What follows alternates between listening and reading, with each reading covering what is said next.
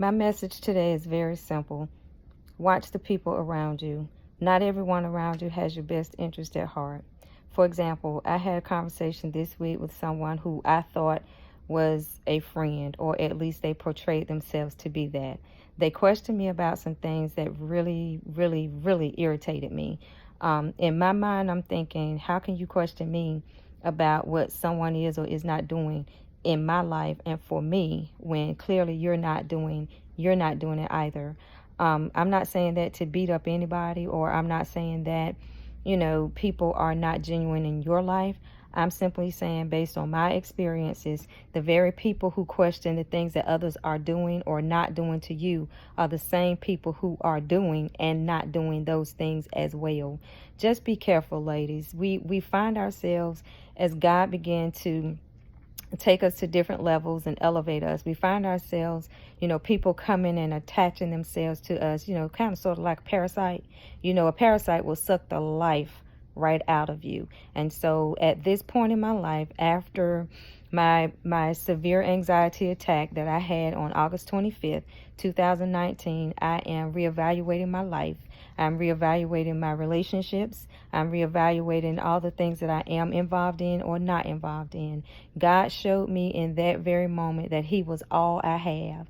God showed me in that very moment that I was one breath away from leaving this earth. And I refuse at any point, at any time, to allow anyone to come in and just suck that last breath. I refuse to let anyone suck that last breath out of me. What I found interesting about that whole situation is, during the time that I was being medically challenged, I had an audience. I had a complete audience. People that don't even talk to me. Okay, so I had a complete audience. I guess that was the enemy's way of trying to put his people in to see if I was going to live or if I was going to die. But I stand here flat foot and firm, as my grandmother Alice Hunt would say. I'm standing here flat foot and firm just to let the devil know I win, you lose. So for all of my super fans who are watching and waiting for my demise, you may as well go ahead on to another chapter, to another person, to another situation, because right now God still has His hands on my life. God is still going to use me, and there are going to be some mighty, mighty, mighty things that come from the experience that I had on August 25th. For those of you who don't believe me, just continue to evaluate your own circle. People say they love you. People say they care about you. People say, "Oh, I'm there no matter what." But guess what? When you're laying flat back on an emergency room bed, and you can't talk, you can't speak, all you can do is hear.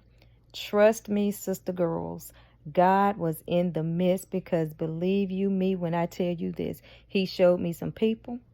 He called some names, and he let me hear some things. So if I don't act like you think I should act, or if I'm not the Tanya that you think I should be, or the Tanya that I used to be, don't have an issue with me. Take it up with God. For God is using me, and I refuse to allow anything or anyone to take me back to that place. I was in a place of vulnerability. I was in a place that was so scary. I didn't know if I was going to live or die. And to be honest with you all right now, for those of you who are watching this, and you may be questioning, well, what is the diagnosis? What's the real diagnosis?